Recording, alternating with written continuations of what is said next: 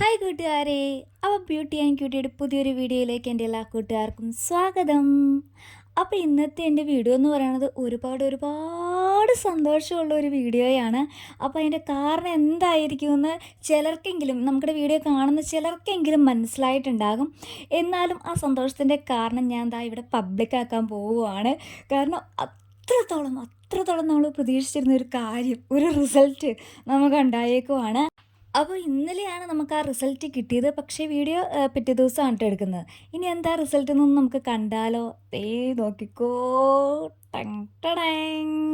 കേട്ടോ, ഇതാണ് നമ്മുടെ ആ റിസൾട്ട് കേട്ടോ. എൻ്റെ മക്കളെ, ഇത് ആദ്യമായിട്ട് ഈ ഒരു മുട്ട കണ്ടപ്പോൾ ഉള്ള നമുക്കിടെ ആ ഒരു സന്തോഷം, ആ ഒരു ഹാപ്പിനെസ് എന്ന് പറയുന്നുണ്ടല്ലോ, അത് പറഞ്ഞറിയിക്കാൻ കഴിയില്ല. കാരണം ഇങ്ങനെ വെയിറ്റ് ചെയ്തിരിക്കുമ്പോൾ കഴിഞ്ഞ ദിവസം ഞാൻ ഒരു മെസ്സേജ് കണ്ടായിരുന്നു, 5.5 മാസമായി ഒരു റിസൾട്ടും ഇല്ല എന്നൊക്കെ പറഞ്ഞ് ഒരു കമൻറ്റ് കണ്ടായിരുന്നു. അപ്പോൾ അങ്ങനെയുള്ളവർക്ക് മനസ്സിലാവും ഇത് ഇങ്ങനെ നമുക്കിടെ ആദ്യത്തെ ആ ഒരു മുട്ട കിട്ടുമ്പോൾ ഉള്ള ആ ഒരു ഫീല്. ഒരുപാടെന്ന് വെച്ചാൽ ഒരുപാട് സന്തോഷമായി, സന്തോഷം കൊണ്ട് കണ്ണ് നിറഞ്ഞു എന്നൊക്കെ പറയില്ലേ, ആ ഒരു അവസ്ഥയായിരുന്നു കേട്ടോ. അപ്പോൾ നമുക്കിവിടെ മുട്ട എന്ന് പറയുന്നത് അത്യാവശ്യം മുഴുപ്പുള്ളതാണ്. ഈ കളർ ഈ കാണുന്ന ഒരു കളറാണ് കേട്ടോ നമുക്ക് കിട്ടിയേക്കുന്നത്. ആകെ ഒരേ ഒരു കോഴിയാണ് കേട്ടോ മുട്ട വന്നിട്ടുള്ളൂ, ഒരേ ഒരു കോഴി. നമുക്ക് ആകെ 25 ഉള്ളത്, അതിൽ ഒരെണ്ണം മാത്രമാണ് മുട്ട ഇട്ടേക്കുന്നത്. പക്ഷേ എന്നാലും നമുക്ക് വളരെയധികം സന്തോഷമായി, കാത്തിരിപ്പിനൊരു വിരാമം എന്നൊക്കെ പറയണ പോലെ ആ ഒരു ഫീലാണ് കേട്ടോ.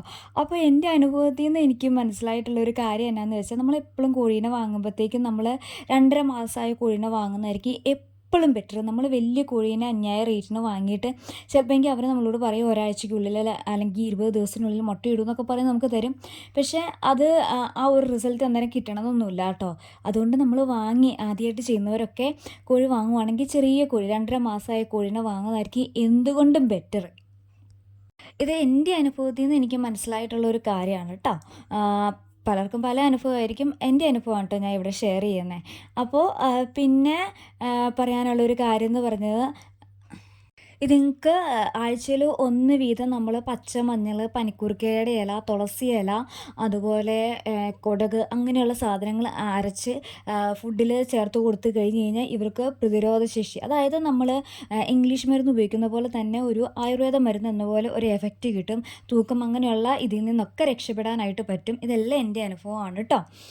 പിന്നെ നമുക്കിടെ മുയൽക്കുട്ടന്മാരിലേക്ക് വരുവാണെങ്കിൽ അവർ ചിലപ്പോഴൊക്കെ വളരെ അപൂർവമായിട്ടൊക്കെ ഇതുപോലെ ഒന്ന് ഇറക്കി വിടാറുണ്ട് കേട്ടോ. കാരണം അവർക്കൊരു സന്തോഷമാണല്ലോ ഇങ്ങനെ ഒന്ന് കൂട്ടിൽ നിന്ന് പുറത്തിറങ്ങുക എന്ന് പറയുമ്പോഴത്തേക്കും അവർക്കൊരു ഭയങ്കര സന്തോഷമാണല്ലോ. അപ്പോൾ എല്ലാവരും ഇങ്ങനെ തുള്ളിച്ചാടി നടക്കുന്നുണ്ട് കണ്ടോ.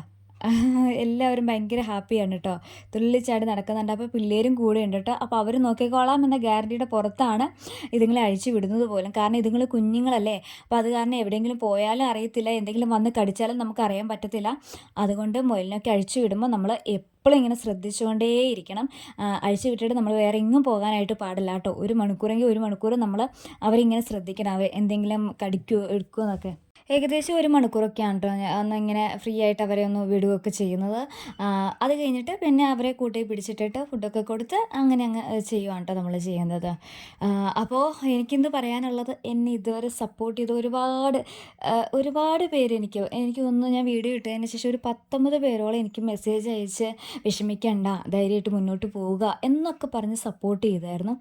അപ്പോൾ അത് കാരണം കൊണ്ട് അവരോടൊക്കെ ഞാൻ ഈ അവസരത്തിൽ നന്ദി പറയുവാണ് കേട്ടോ. കാരണം ഓരോ വീഡിയോ ചെയ്യുമ്പോഴും എനിക്ക് പല കാര്യങ്ങളും അറിയില്ലായിരുന്നു കേട്ടോ.